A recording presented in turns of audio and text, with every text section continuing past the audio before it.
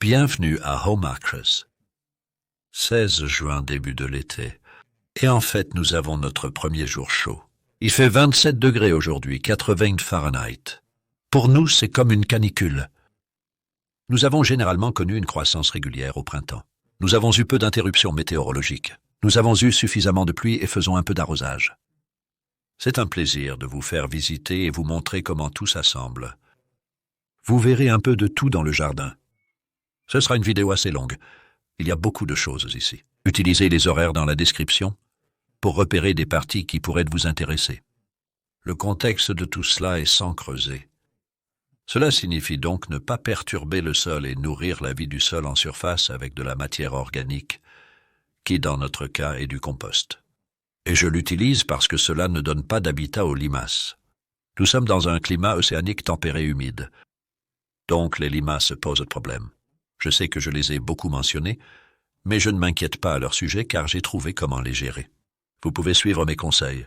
Et une chose, par exemple, c'est simplement le fait de ne pas creuser. Permet à des scarabées qui mangent les œufs de limaces, des crapauds, et de ne pas avoir de côté en bois. Cela vous fera également économiser de l'argent. Ainsi, vous réduisez l'habitat des limaces. Par exemple, ces laitues ici présentent très peu de dégâts dus aux limaces. Un autre conseil est que nous gardons les plantes bien rangées. Nous retirons toutes les feuilles malades ou décomposées. C'est de la nourriture pour les limaces. On les récolte régulièrement. Jusqu'à présent, pendant 5 semaines, demain sera la 6e cueillette, la 6e semaine de cueillette. Et ces laitues poussent dans cet espace pour la 6e année consécutive. Je fais des essais ici sans rotation, entre autres choses.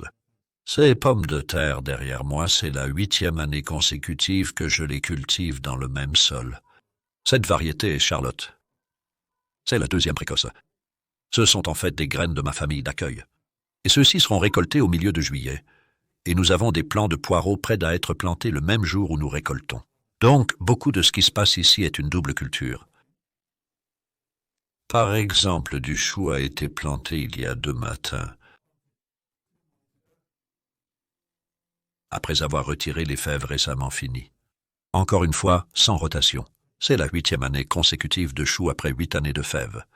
La protection contre les nuisibles est un simple filet pour garder les insectes, pigeons et lapins, si vous en aviez. C'est une couverture très utile. Il ne sera pas là pour toute leur vie. Mais particulièrement quand les plantes sont petites, leur donner une sorte de protection aide vraiment et une sorte de compagnie. Regardez ces choux de Bruxelles. Je trouve incroyable à quel point cela fonctionne bien. Nous avons récemment récolté davantage de carottes pour laisser place à une nouvelle plantation de choux de Bruxelles. Et puis nous continuons à récolter les carottes. Le filet protège ces 2 légumes. C'est simplement une bonne façon de superposer pour en mettre plus. Parce que la saison estivale n'est pas si longue. Savez-vous, nous sommes à 51 nord. Et en conséquence, vous savez, il peut faire assez froid à la fois tôt et tard. Je voulais juste montrer les mauvaises herbes. Où allais-je aller? C'est ici. Vous remarquerez peut-être que je n'ai pas beaucoup de mauvaises herbes, j'en ai trouvé quelques-unes avant la vidéo pour vous montrer. Comme c'est un pissenlit d'une graine qui a été soufflée, nous avons eu beaucoup de pissenlits, et à ce stade, ils se détachent simplement. Et si souvent je fais cela avec mes ongles, en fait, c'est pour ça que mes ongles sont toujours sales, avec un peu d'herbe. Si vous désherbez à ce stade, quand elles sont encore petites et par temps sec, vous pouvez simplement les laisser sur place. C'est très rapide et le travail est fait. C'est plus rapide que de les laisser grandir et d'avoir ensuite une grosse tâche. C'est donc une raison pour laquelle nous avons très peu de mauvaises herbes. L'autre raison est que c'est sans labour. Moins de perturbations du sol entraînent moins de croissance des mauvaises herbes. Donc, les principales sont celles qui ont été apportées par le vent. C'est assez juste. Ici, je fais une petite expérience de comparaison de creusage. Même volume de compost, sans creuser sur le dessus. Le compost est donc enfoui et placé sur le dessus. Et ce que je veux vous montrer ici, c'est que maximiser l'utilisation de l'espace. Donc c'est de la laitue et déjà le prochain semis, c'est entre eux. Nous cueillons la laitue pour 1 mois supplémentaire. Et en fait, j'avais des panais en essai là-bas, j'ai semé des panais il y a environ 1 semaine. Ici, il y avait des interplantations de céleri et de betteraves multisemées, plantées il y a seulement 1 semaine. Ici, nous avions des haricots verts entre les Français. Et ce sont les 2 derniers fenouils de chaque côté.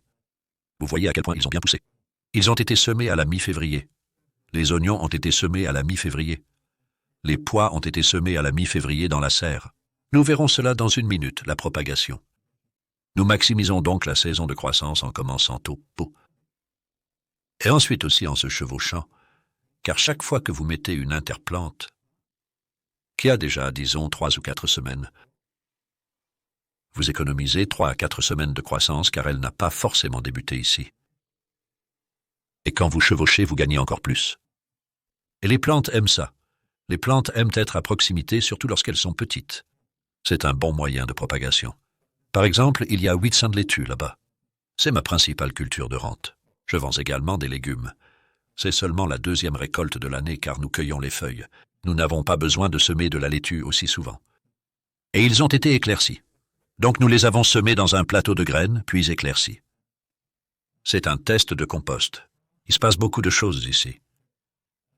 Vous pouvez aussi voir que je n'emploie pas beaucoup d'espace pour la propagation. Nous cultivons de belles plantations. En haut à droite, il y a une pastèque. Cela devrait fonctionner dans la serre. Il fait plus chaud que dans le tunnel de polyéthylène. Les tomates poussent actuellement. Et ce melon est en fait très intéressant parce que nous l'observions aujourd'hui et à 7 heures hier, il était là. Donc, il a fait toute cette croissance en une journée. C'est une journée de croissance. Par ailleurs, tous les autres éléments grandissent simultanément. Donc, à cette saison, les plantes s'accumulent vraiment. Ils nécessitent plus d'eau. Nous n'arrosons que tous les 2 jours uniquement s'il fait chaud, parfois moins s'il ne fait pas chaud. Et je ne nourris pas. Je ne donne ni nourriture ni engrais. C'est un apport de compost par an. C'est la méthode pour toutes les plantations que nous faisons ici. Donc pour les plantations d'été, nous n'ajoutons pas de nouveaux composts. Nous exploitons la bonté présente dans le sol. C'est une sorte de fertilité à long terme et toute la vie du sol qui est rendue possible par le non-labour, qui peut trouver les nutriments, qui sont déjà là. Et même des petits extras comme... Je m'efforce davantage de conserver mes propres graines. Il y a donc de l'oignon, des épinards et des fèves là-bas. Entre autres, je fais pas mal de sauvegarde de graines. Car sauvegarder ses propres graines n'est pas toujours aisé, mais si c'est possible, cela conduit à une croissance plus forte. Et un autre facilitateur pour faire pousser toutes ces plantes est le lit chaud.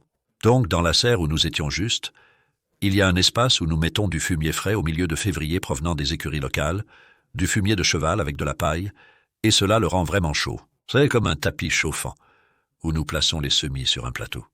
Et ce fumier est maintenant ici. Donc 3 mois plus tard, il a été amené ici par Adam avec sa brouette de confiance. Et cela a, sur le dessus du fumier de cheval encore en fermentation, 15 centimètres de compost fait maison. Mais regardez la température. Il fait encore 45 degrés là-dessous. C'est plus chaud qu'un bain chaud. Et c'est pourquoi cette plante au milieu n'a pas l'air si brillante. C'est un piment qui tient le coup. Les plantes autour du bord, comme la tomate, le melon, l'aubergine, semblent assez saines. À voir, à surveiller. Cela arrive souvent et probablement que ce piment s'en sortira bien. Ça va se rafraîchir assez vite. Eh bien, dans le tunnel de polyéthylène, la chaleur vient évidemment du polyéthylène, mais pas autant que dans la serre. En réalité, les nuits ici ne sont pas beaucoup plus chaudes qu'à l'extérieur. La vraie chaleur est pendant la journée. Ces concombres ont été semés il y a 2 mois. Semés mi-avril, transplantés mi-mai, nous sommes maintenant mi-juin. Et je vais simplement vous montrer comment je les entraîne. La ficelle est donc enterrée dans le sol. Vous pouvez le voir dans une de mes courtes vidéos. Nous publions maintenant pas mal de courts-métrages pour vous donner des conseils sur des choses actuelles, comme comment récolter ou, dans ce cas, comment enterrer la ficelle. Et celui-ci, je vais en faire un plus détaillé à ce sujet, mais ce que je fais, c'est qu'il y a le premier concombre là-bas. En fait, s'il restait au chaud pendant environ 5 jours, cela pourrait devenir un concombre de taille complète. Ensuite, je laisse un espace. Je n'exige pas de la plante qu'elle produise un concombre à chaque nœud à ce stade. Puis, il y a le 2e concombre que je laisse là. Ensuite, j'ai j'ai retiré le 3e. Et c'est ce que je fais. J'enlève à la fois le concombre et le rejet latéral, et cela laisse le cordon et la tige, on l'appelle libre. Puis je le tourne ainsi autour de la ficelle. C'est une méthode assez rapide et simple pour faire pousser vos plantes. Nous utilisons aussi la méthode de ficelle pour les tomates. Ici, par exemple, ce sont des Sungold. Donc, dans notre climat, ils sont brillants parce qu'ils poussent bien étaux. Et ils font aussi des grappes incroyablement longues comme ici. Eh bien, j'appelle ça une longue grappe. Et c'est pourquoi je retire la grappe du bas. Si je n'enlève pas l'extrémité, le poids du fruit le tire vers le sol où les cloportes, fourmis et limaces le mangent. Donc je laisse tranquille la deuxième, la troisième grappe et ainsi de suite.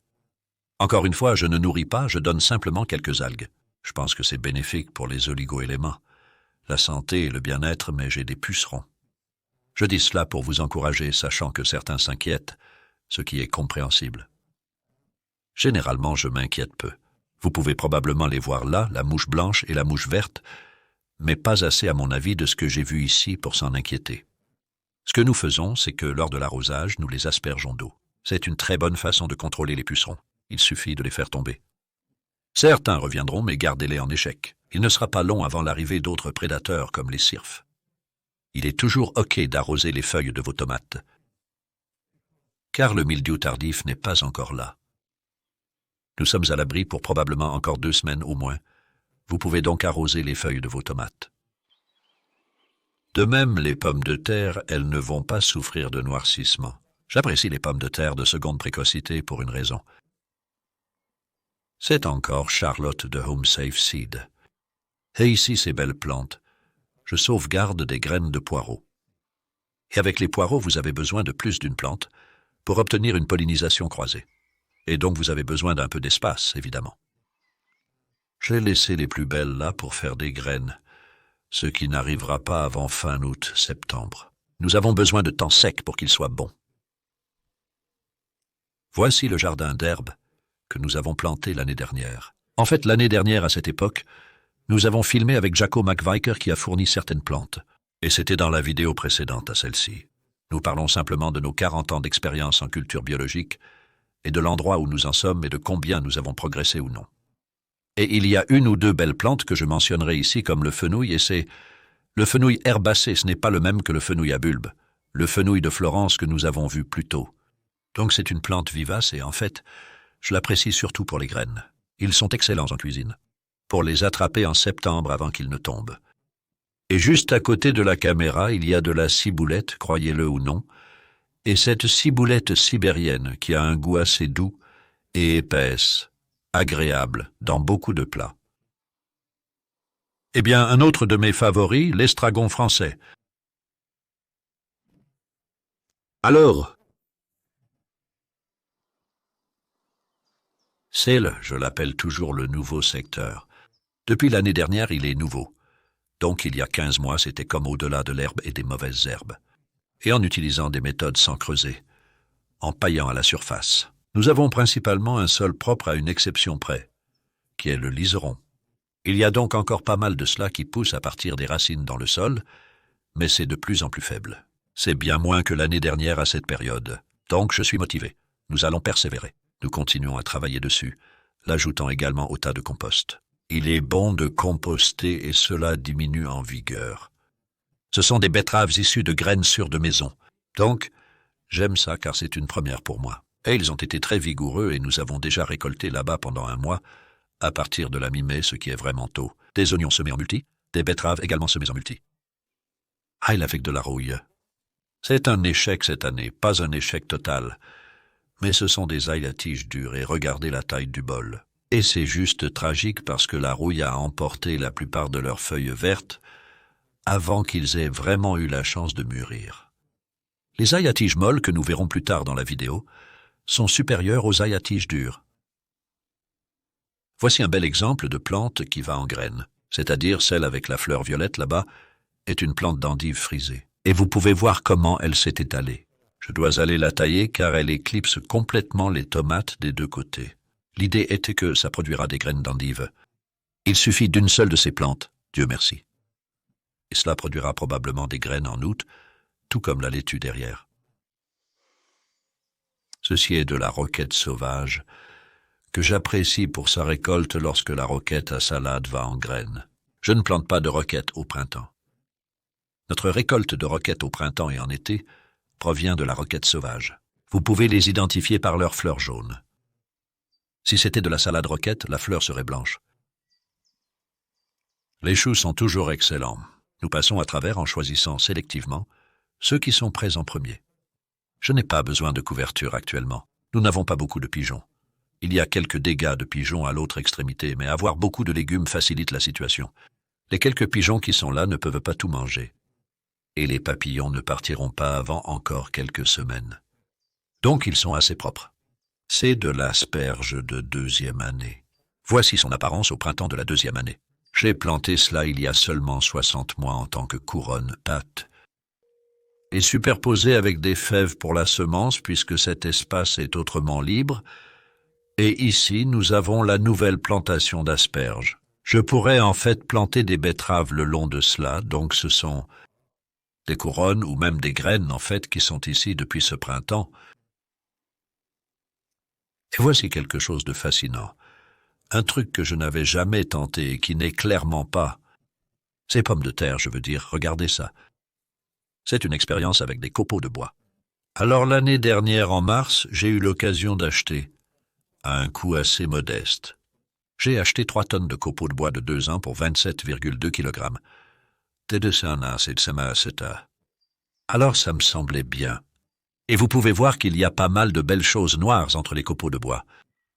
Je suis juste au niveau du sol là-bas. Il y a donc un bon 7 cm, près de 3 pouces de copeaux de bois en haut.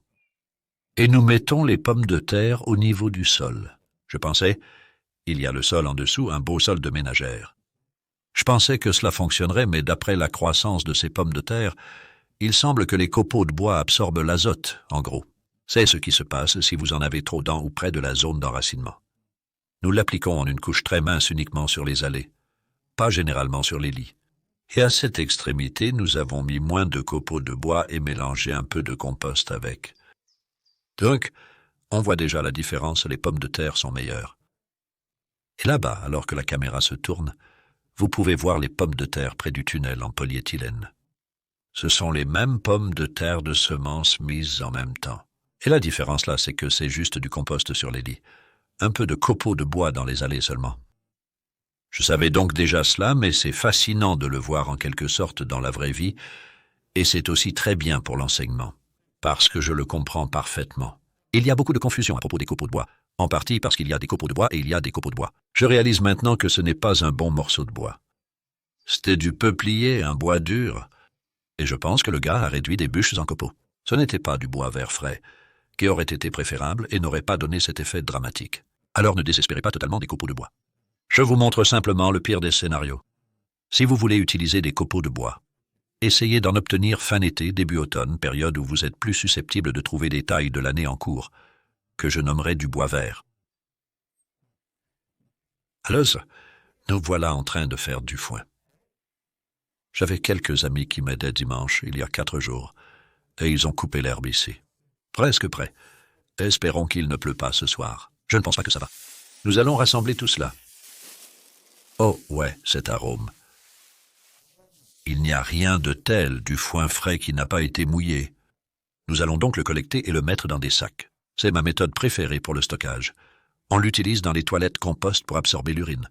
Cela semble gaspillé, mais finit dans le compost. Je ne coupe qu'une petite section, pas toute la prairie.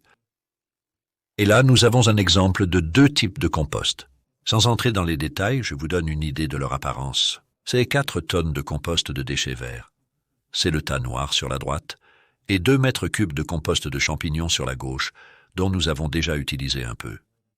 En général, mon idée est de les faire livrer avant d'en avoir besoin, car lorsqu'ils sont livrés, ils sont presque toujours chauds et fumants, et c'est un signe qu'ils ne sont pas prêts à être utilisés. Vous obtiendrez un effet similaire, mais pas aussi mauvais que le copeau de bois là-bas. Ils prennent toujours des nutriments pour se décomposer, mais seulement pour environ 3 mois. Donc pour ceux que je connais qui ont utilisé du compost qu'ils croyaient prêt suite à de nombreuses questions, malgré l'affirmation du vendeur, ce n'était pas le cas. Et si vous avez des problèmes, c'est probablement pour cela, accrochez-vous.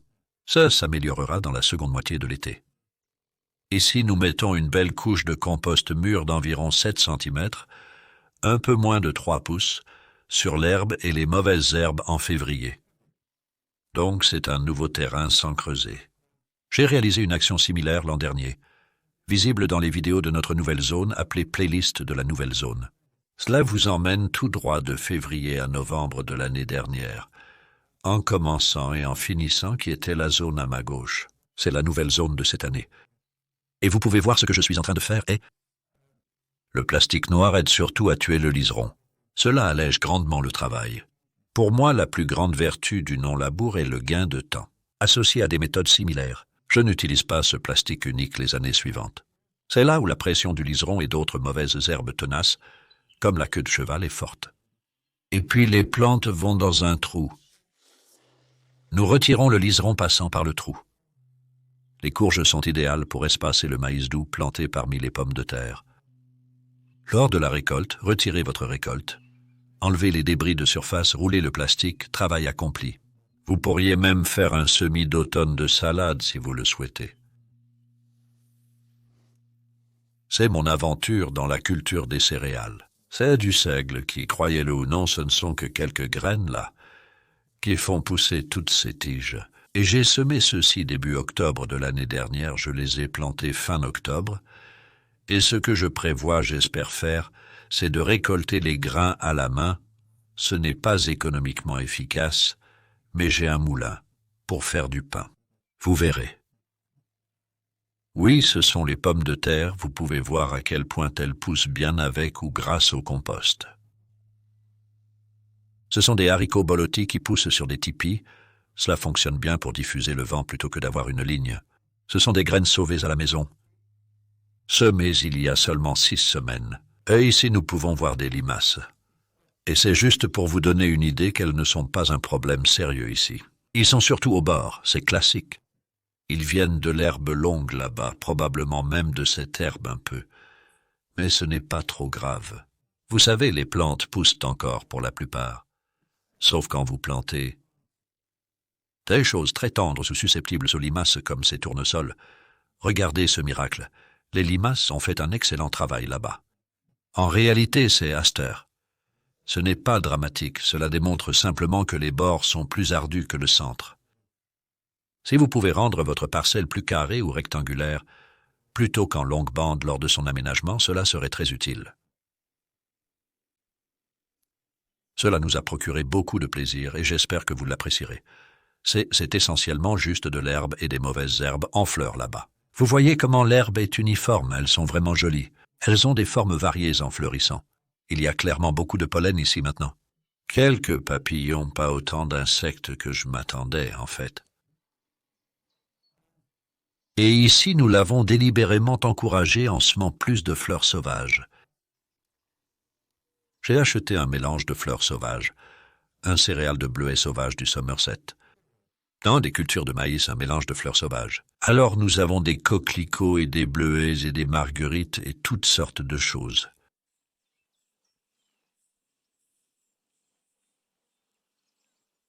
C'est vraiment un havre de tranquillité ici. C'est très différent du reste du jardin. Assez sauvage comme vous pouvez le voir. J'aime vraiment ce petit jardin. C'est juste aléatoire. J'adore faire ça, tu sais, sans raison particulière, ça a juste l'air charmant. Nous avons donc des coquelicots et de la facélie, une charmante couleur mauve. Il y a une petite digitale qu'Adam a transplantée là. Et puis il y en a encore à venir. C'est en fait un myosotis. Mais voici ces incroyables alliums sauvages. Je crois que ça s'appelle ail au miel. Et normalement, il y a pas mal d'insectes là-bas. Je désherberais un jardin comme celui-ci. Je ne sais pas comment nous avons manqué celui-ci. Il y a un laitron. Si vous permettez à une mauvaise herbe comme celle-ci de produire des graines, ce qui arrive en 2 semaines, une petite fleur jaune, puis 1000 graines, c'est préoccupant. Nous serons probablement ici demain pour cela.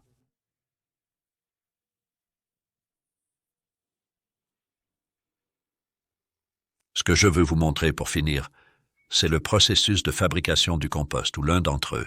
Nous faisons beaucoup, par exemple, nous avons 3 palettes pour montrer comment le faire. Et j'ai là une petite sorte de poubelle d'Alec pour montrer comment le faire à petite échelle. Tout est faisable. Vous savez, faites ce que vous pouvez, procurez-vous plus de matériaux que vous n'en avez dans votre jardin pour augmenter votre processus de fabrication de compost, marque de café, peu importe ce que cela pourrait être. Le papier est excellent pour le compost. Et vous savez, c'est le résultat. Sans perturber le sol, nous ajoutons environ 3 cm par an de compost principalement fait maison et nous plantons simplement à travers. Les plantes s'enracinent principalement dans un sol de plus en plus enrichi par le compost de surface au fil des ans, favorisant une croissance robuste et réduisant les mauvaises herbes. Voici un exemple d'un tas qui vient de se terminer. Nous l'avons donc réellement fait, je n'ai pas rempli les dates, mais nous l'avons fait entre le 1er avril et 16 mai, et le 16 mai. Ce que je dois y mettre, c'est que nous l'avons retourné le dernier samedi qui était le 11 juin. Et j'avais encore quelques amis pour aider, Ned et Francesco, et ils ont pris 1 heure en fait, ils s'y sont vraiment mis, et ont tout déplacé là-bas, ont dévissé le bois, puis l'ont revissé. Et un peu malodorant au milieu. Nous avons planté un piquet au milieu que je viens de retirer. Et donc c'est une sorte de trou d'air au milieu pour augmenter un peu l'aération, mais je privilégie les côtés solides. Vous pourriez remarquer, pour moi, ça ne fonctionne pas. Cela ne signifie pas que l'air circule si vous avez des côtés à latte. Nous doublons donc avec du carton ou avons des côtés solides et regardons à nouveau la température. Donc, après le retournement, la température a augmenté. Vous pouvez faire du beau compost sans chaleur. La chaleur n'est pas une condition préalable pour faire du compost, mais si vous obtenez de la chaleur, cela se fera simplement plus rapidement. Et ceci en moyenne à 8 semaines. Et vous pouvez voir qu'il est déjà à mi-chemin pour devenir du compost.